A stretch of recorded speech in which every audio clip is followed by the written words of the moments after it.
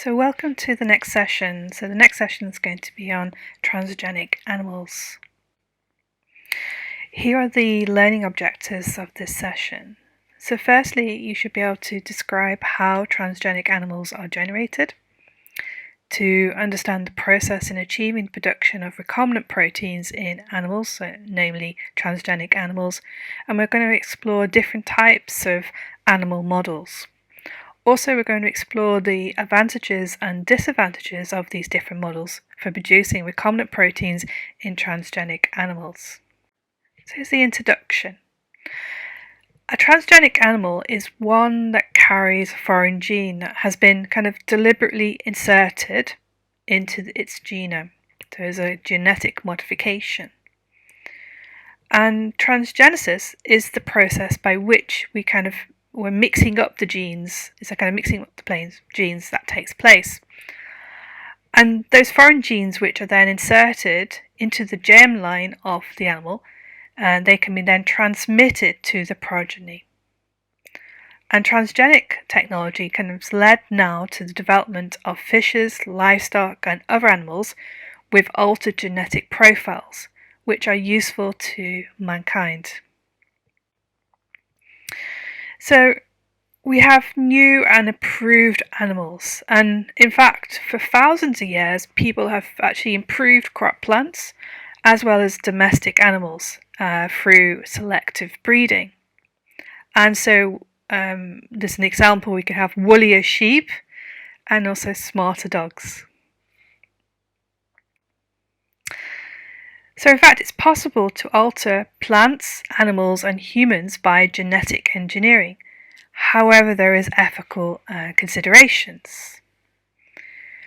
Early transgenic experiments were originally done on mice, but now experiments have been done on sheep and goats, cats and dogs and monkeys. And transgenic animals, essentially every cell will carry the new gene alteration, and genes which are introduced into the germline and not the somatic cells, as in the gene therapy, novel genes are actually then passed on to the offspring. If they're introduced into the somatic cells by gene therapy, then they're not able to be passed on to the offspring. So how do we create transgenic animals? So what we start off with is that the transgene is then injected into the fertilized egg. So here in this picture you can see the transgene can be injected, but first we need to, after fertilization of the egg, it contains an original female nucleus plus the male nucleus. Okay, so that's what we have after the fertilization. And these two pronuclei can fuse together. But before they fuse together, so prior to this fusing, we need to inject the male nucleus. And the reason why they choose the male nucleus is because it's much larger and it's easier to see. But even the technique of microinjection, which is done under the microscope, is quite, it requires somebody who's very skilled and with a very steady hand.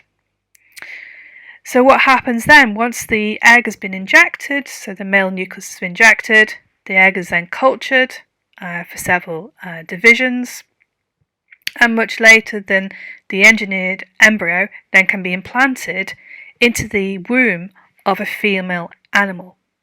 And this female animal acts as the foster mother. So some of the animals have a transgene which is kind of stably integrated into their chromosomes, and these are known as the founder animals. Okay, and sometimes it fails to integrate and the transgene is lost. And if we take male and female which are mated together to kind of form a new line of animals carrying two copies of the transgene. So the two founder animals are then kind of bred together, and what we get is then we get 25% of the progeny will have two copies of the transgene, and these will be homozygous. So this is essentially what we want to get.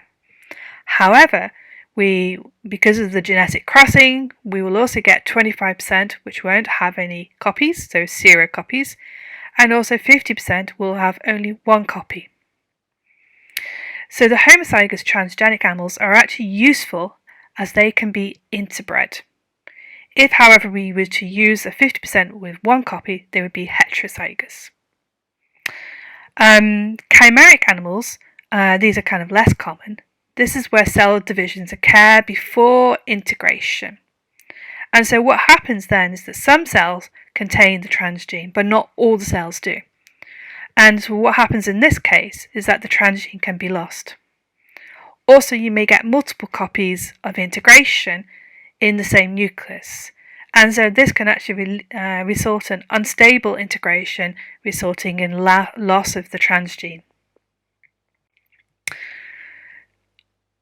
What I've written at the top of the slide here, it says larger mice illustrate transgenic technology. So classic transgenic technology has created kind of larger mice, and these were kind of like some of the first experiments done on mice. And what they did was they inserted the rat growth hormone, also known as somatotrophin. So the growth hormone, which is a single polypeptide encoded by a single gene. In 1982, they took the rat growth hormone, which was cloned and then inserted into fertilized mouse eggs. The eggs were then placed in the foster mother mice that then gave birth to the genetically engineered mice. And the transgenic mice were actually larger. In fact, they were twice the normal size. And this has led to something called Trendy Transgenic mice. So trendy transgenic mice, there's different types. So they've been kind of genetically engineered. We've got the marathon mice, okay? The marathon mice. And this actually can, these mice can actually run 1800 meters, which is twice as normal as a normal mouse, before exhaustion. And they actually have enhanced gene called PPAR delta, which is a regulator of several genes involved in burning fat and in muscle development. We've also got the mighty mouse. So the mighty mouse, they've been engineered to lack myostatin, and this is a protein that kind of slows down muscle growth. And what happens, it results in a colossal muscle development. So they have really big muscles. And there's a known case in Germany of a boy with this gene defect. And in fact, he's around about 20 years old now, and he has actually muscles twice the size of other people of his age. Other types of trendy transgenic mice are the fierce mouse. Okay, so here's the fierce mouse. The fierce mouse actually has two copies of a gene called NR2E1, which is deleted and shows abnormal aggression. The smart mouse, that's been genetically modified to have improved learning and memory. It has extra copies of a gene called NR2B, which encodes for the NMDA receptor, which is found in the synapse region of the nerve cells in the brain. And there is another mouse which I've not kind of written on the slide, which is called the K14 noggin mouse. This has an extra noggin gene from chickens, and it's affected the development of the skin and external organs. And in fact, in males, it has extra hair and also a longer external organs. It doesn't have a nickname, but I'm sure you could think of a nickname. But in fact, it has improved athletic abilities of the marathon mouse and mighty mouse, and have raised kind of the issue of tampering with humans, so-called gene doping, in order to kind of promote athletic prowess. So the first transgenic experiments was the gene for the kind of growth hormone from large animals, which was inserted into the mice. And this was actually done by the expression, which was under the control of a promoter called the metallothionein promoter. This allowed it to be kind of induced by traces of zinc, and this then resulted in the larger mouse.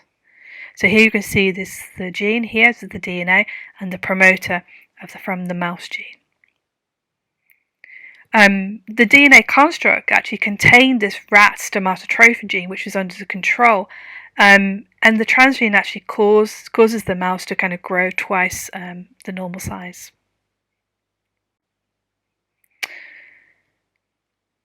So somatotrophin gene has also been expressed in cows and is expressed also in bacteria.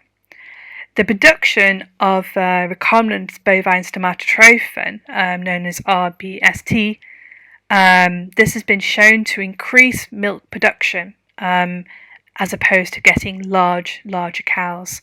And this has been approved by the FDA some time ago. So how did they produce the bovine somatotrophin? So first they, from the E. coli, they took the plasmid and they cut it with the restriction enzymes. Also then they took the cow's somatotrophin gene, which was isolated from the cow cell, and they inserted the gene into the vector. This was then propagated in the bacteria, and then they grew up the bacteria producing the bovine somatotrophin in kind of fermentation tanks. And then the somatotrophin is then removed from the bacteria and purified, and then given back to the cows, which is kind of administered to enhance the milk production. So there are alternatives to protein production, which could be of use, particularly of livestock. So dairy cows actually produce around about 10,000 litres of milk per year. And collection procedures are already in place, so there's no extra cost. And so they could be used, we could use the development of transgenic cows or other farm animals. Transgenic goats, they can be used for the production of tissue plasminogen activator, and this helps with kind of dissolving blood clots. Also, milk expression has been done in transgenic goats. So to express the recombinant protein in the goat milk, the gene of interest is inserted in place of this of the beta-casein gene, so the goat beta-casein gene. The transgene is then expressed using an endogenous promoter. Okay, so here we got the promoter and then a 3' regulatory sequence. That kind of restricts the beta-casein expression to the goat milk. And this construct also has an insulator sequence, which is here, and then that blocks the other regulatory elements from affecting expression. So no primate has really successfully been cloned, but I'm probably not telling the truth there. In fact, transgenic rhesus monkeys have actually been generated. The first primate was actually called Andy, which was inserted DNA read backwards. Now the rhesus monkeys were carrying the GFP gene. Remember, it's green fluorescent protein back in 2000. And they used the crippled retrovirus vector, which was used to deliver the GFP gene to an unfertilized egg. And what they did was they treated 224 egg cells, which then gave birth to 20 embryos and led to 5 pregnancies and 3 live male monkeys. Only one was transgenic out of those 3, and only one had the GFP gene. But the problem was this, the GFP was actually really low, so the expression was really low. And also there was, because the monkey had the brown fur, which blocked the fluorescence. In fact, transgenic monkeys have been used as models for human neurological diseases. If we take a look at knockout mice for research, knockout mice have been used to ask what is the defect that it causes. So transgenic mice are useful for genetic analysis of inherited diseases and cancer. And most are kind of knockout models of a gene of interest. The target of the gene is cloned, so and this gives you like a DNA cassette, which is then inserted into the coding sequence to disrupt the gene. So here we take our normal mouse, we clone the gene of interest from the mouse, and then we can disrupt the gene of interest with this cassette. This puts then the disruption gene back into the mouse, So it then produces the kind of transgenic founder mouse, which is heterozygous. And then we can then breed to get the homozygous mice with both copies of the gene disrupted. And then afterwards we get the homozygous knockout mice, which then we can screen then for the defects. So the DNA cassettes are the same as kind of, we can use actually antibiotic resistance genes, and we can use these for the detection. So there are other ways to make transgenics. So we can use things like nuclear injection, which is kind of widely used. Other types are gene transfer using engineered retroviruses for gene therapy, which introduce DNA to chromosomes. Retroviruses only infect cells of the early embryos and embryonic stem cells. And the advantages of this is that single copy of transgene is then inserted into the genome, and no skills are required compared to microinjection. The disadvantages of using retroviruses are that the virus is introduced into the genome, and founders are always, more often than not, chimeras, so only certain cells are infected or expressing the transgene. So this is going to be just to kind of focus on the different types of stem cells. So we've got embryonic stem cells. So embryonic stem cells, these can be used to generate transgenic animals. Okay, so these are kind of the precursor before we get the other types of stem cells. The stem cells, these are the precursor cells to particular tissues in the body. So we've got endodermal stem cells, we've got mesodermal stem cells, and also hematopoietin stem cells and ectodermal stem cells. Now these are precursor cells prior to the tissues. And the blastocyst essentially is the cells which are then derived from the embryonic stem cells. So we can use embryonic stem cells to kind of generate our transgenic mice. So in this diagram here, this kind of describes the different steps involved. So in step 1, we can then engineer the DNA construct. So we can insert our DNA. We can then, in step 2, microinject the DNA into the embryonic stem cell from something called the agouti mouse, which is a dominant mouse, which has like a kind of a different kind of coat color.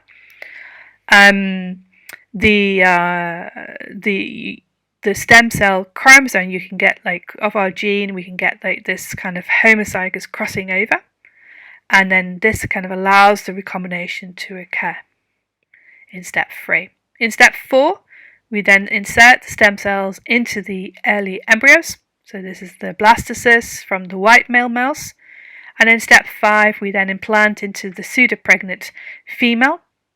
And in step 6, we generate the chimeric male offspring. And in step 7, then we cross with a white female in the attempt to obtain the agouti heterozygote, which then carries the transgene.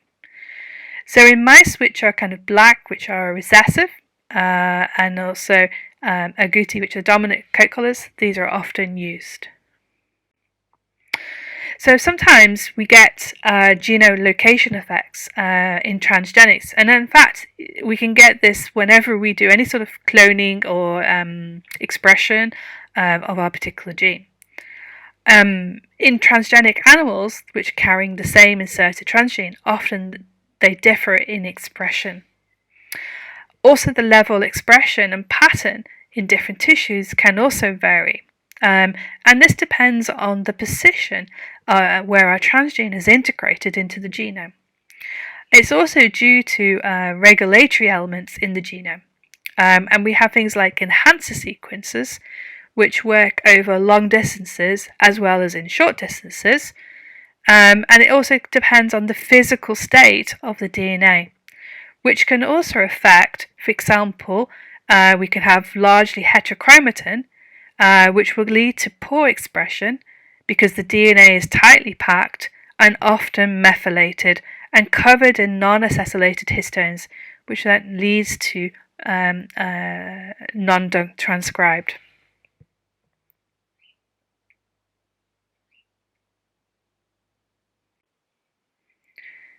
So DNA carrying the transgene was kind of inserted to kind of generate the transgenic animal.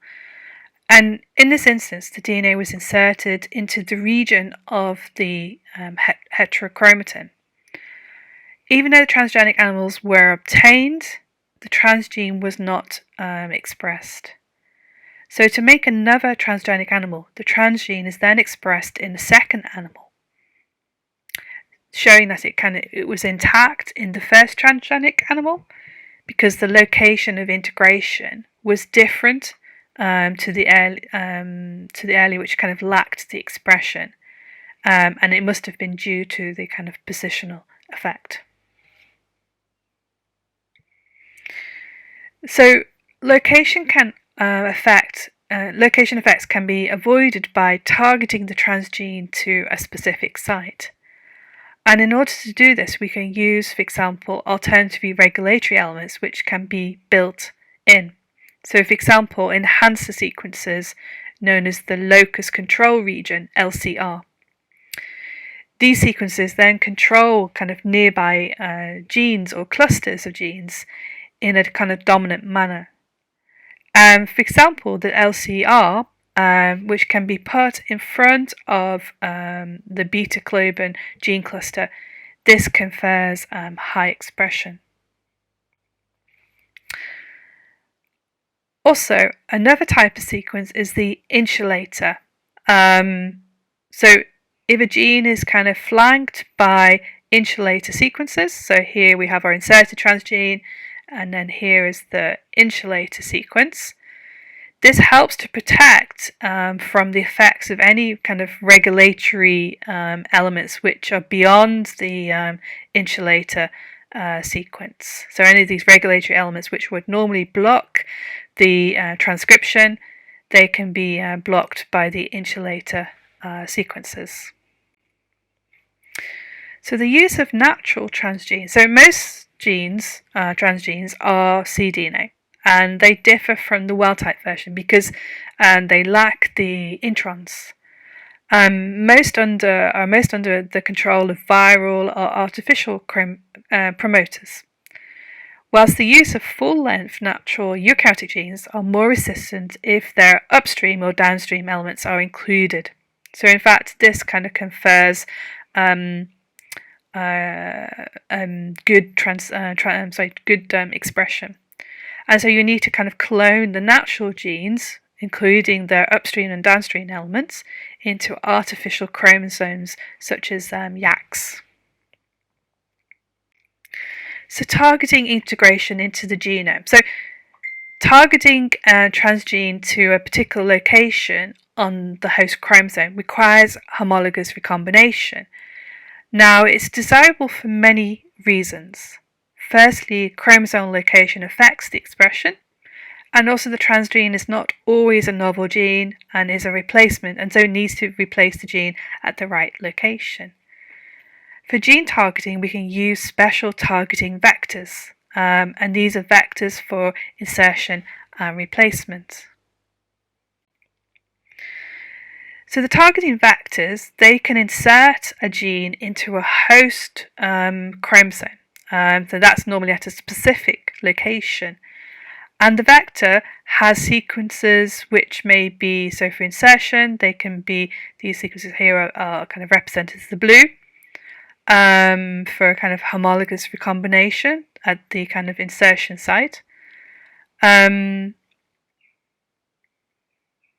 And the linearized vector triggers a crossover. Okay, so we get a crossover, single crossover. And this then allows the integration of the transgene, as well as a selectable marker, which is here indicated in the purple. And that gets then integrated into the host chromosome. Now, the selective marker allows us then to kind of track the integration. For gene replacement, you have essentially two separate regions which are kind of flanking the transgene. And these are kind of homologous to the host. And when this is kind of linearized, the vector is linearized and it enters the nucleus, the homologous regions then align and the crossovers occur on each side of the transgene. So they cross over here and here. And then the host gene then is replaced with the transgene and also the selective marker, which is here. So regarding gene expression control, so for industrial production of a protein product, high expression level of a transgene is often preferred, but not always though. So for example, during the establishment of a transgenic line, the gene expression sometimes needs to be kept low. And so there are a variety of systems that exist to help control transgenes. The first system is inducible endogenous promoters, and the second is recombinant promoter systems. In the first system, so the inducible endogenous promoters, this is the early constructs which are being used for natural promoters from the host. So for example, our rat growth hormone was put under the control of the mouse metallothionein promoter. And in fact, induction of the promoter with heavy metals such as lead, cadmium and zinc, this led to toxicity problems with heavy metals, while zinc is much better. The heat shock promoter from Drosophila, HSP70 gene, this is inactive at room temperature, but when you increase the temperature up to 37 degrees, this induces the promoter. The disadvantages of using these types of promoters is that the induction is slow. You can also get toxic side effects in the case of these heavy metals, and also you may have slow penetration of the induction signal into the tissue of the organism, and that would result in a kind of low expression level. So bacterial repressors have been used to control transgenes in animals and plants.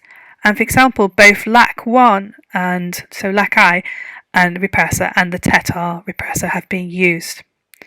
So the Rust sarcoma virus, known as RSV promoter, drives the transcription of the LAC-I gene.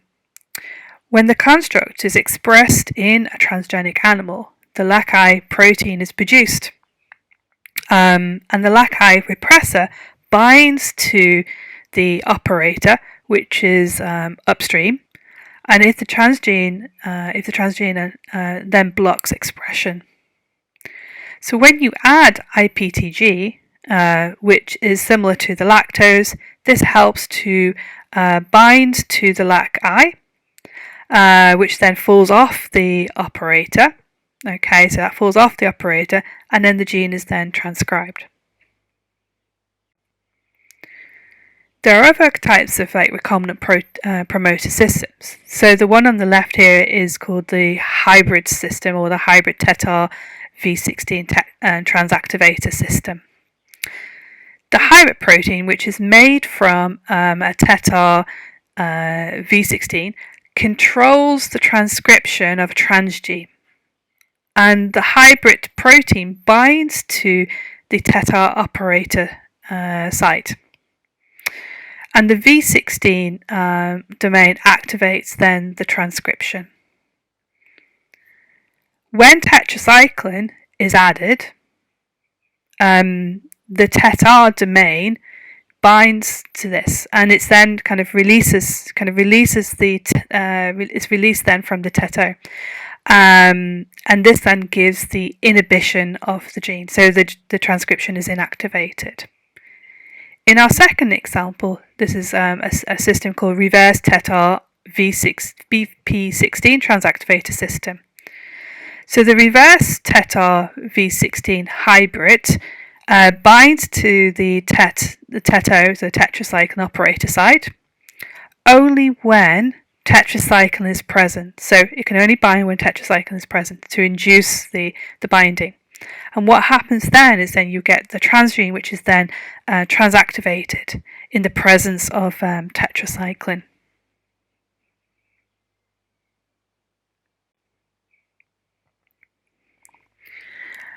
Another type of recombinant promoter system is using transgene regulation via steroid receptors.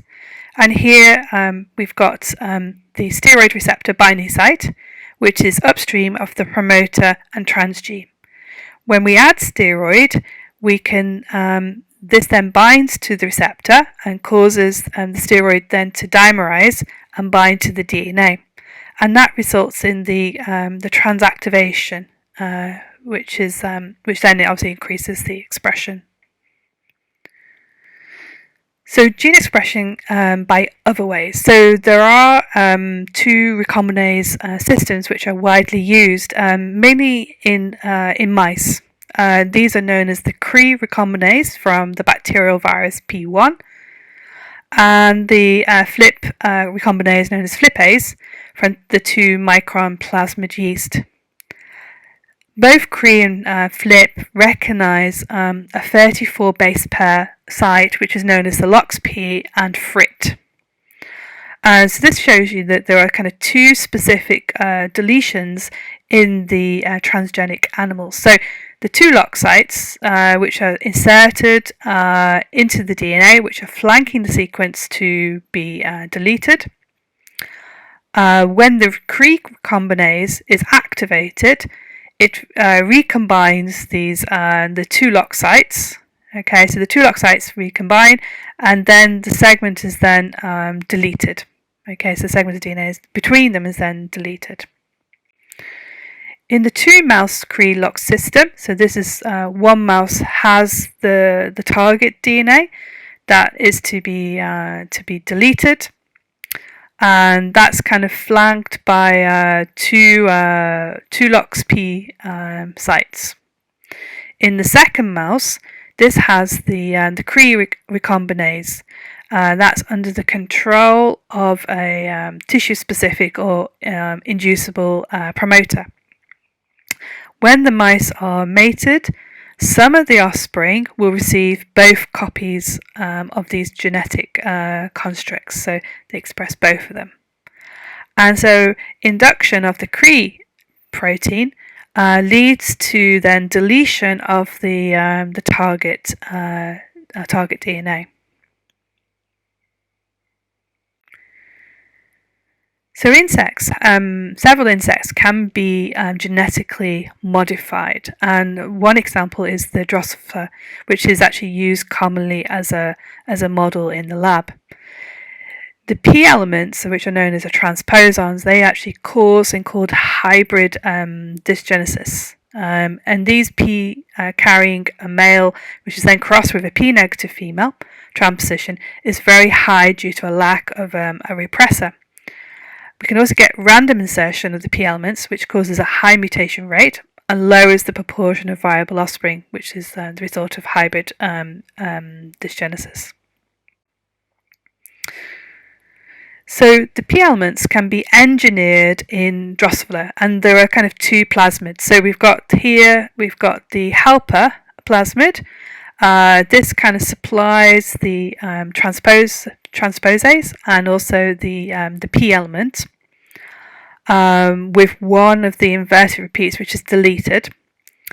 The second vector has a transgene, okay, plus a marker. So this is a gene maybe for red eyes, which is then flanked by the P element, which is inverted repeats. Now both vectors are then injected into the egg.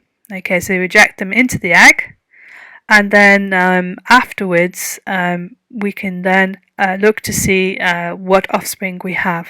So both vectors are injected into the egg, and then we generate these the adults which have the white eyes, and then we mate them, the white eye flies, to generate then red eye flies, which are then carrying our transgene, and also we will have a population of white-eyed flies which lack the transgene. So this then gives us a way to screen those flies which carry our transgene. So a number of kind of practical transgenic animals. So transgenic animals have been extensively used in the lab to model diseases. But there's actually other ways, such as kind of fighting infectious and chronic diseases. So animals can be used for this purpose. And for example, for influenza, which can spread between humans, birds and pigs, we can actually stop pandemics. It's not just kind of stopping the spread between the humans, but also we can stop the pandemics amongst the animals. So in genetically engineered chickens, you can reduce the capacity to spread the influenza H5N1 when you house them with unaffected chickens. Now, the chickens which have the modified gene can carry, which encode a decoy RNA hairpin that interferes with the transmission of the virus. Now, what happens is the decoy RNA binds to the RNA-dependent RNA polymerase, so this is the viral RNA replicase. The chickens which are infected die, but these are not able to then transmit the virus to other chickens.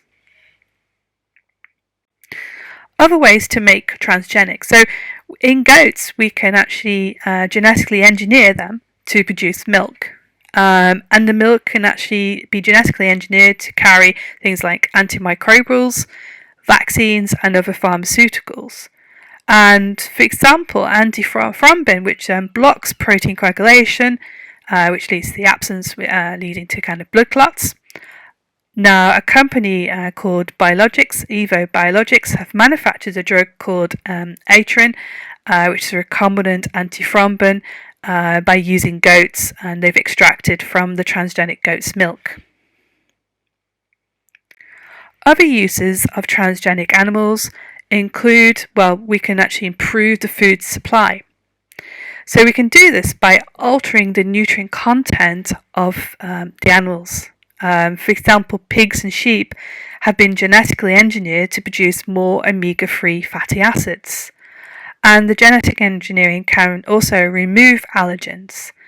Some people are allergic to, for example, beta-lactoglobulin, which is found in the cow's milk. And in 2012, transgenic cows were genetically engineered to produce or to express the microRNAs that eliminate production of the allergen from the milk.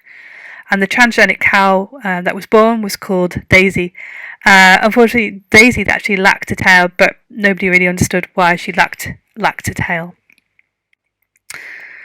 And there's also other uses of transgenic animals, and these are kind of more or less conventional use of transgenic animals. So the example that we've got here is zebrafish, which have been genetically engineered to express the green fluorescent protein in the presence of certain chemicals. And in this example, it's the induction with cyanoestrogens. So GFP can be induced by the presence of cyanoestrogens. And here, this figure shows the induction of different concentrations over 0 to 9 days. And the purpose of this was to kind of detect for environmental estrogens, and so that the zebrafish then can act as biosensors. So in summary to this session, there are several methods that can be used to create transgenic animals, including nuclear microinjection and retrovirus vectors, plus others. The location of a gene within its genome may have major effects on the level of expression. Controlling the expression of inserted transgenes is often problematic and may require artificial control systems. Engineering bacterial lac and TET regulators are widely used. The segments of DNA can be rearranged to control transgene expression. The Cre and flip recombinases can rearrange DNA segments, so turning on or off transgenes. And this is particularly useful in the mouse model. As transgenic animals have a wider range of practical uses, including improving human nutrition, so by altering the content or the nutrition of the meats, Also, they can be used to monitor pollution in the case of the zebrafish, looking at estrogen levels in the water, and also they can be used to make vaccines. So finally, just some further reading to take a look at. So the first one is an article from Cooper et al. 2013. Consuming transgenic goat's milk containing the antimicrobial protein lysozyme helps to resolve diarrhea in young pigs. In the second resource, this is a generation of fluorescent transgene zebrafish for detection of environmental estrogens. And this is a review on animal transgenesis technology, so that's quite a nice review. And finally, there's a book chapter in CASA, Pharmaceutical Biotechnology, Drug Discovery and Clinical Practice. And that's the end of this session.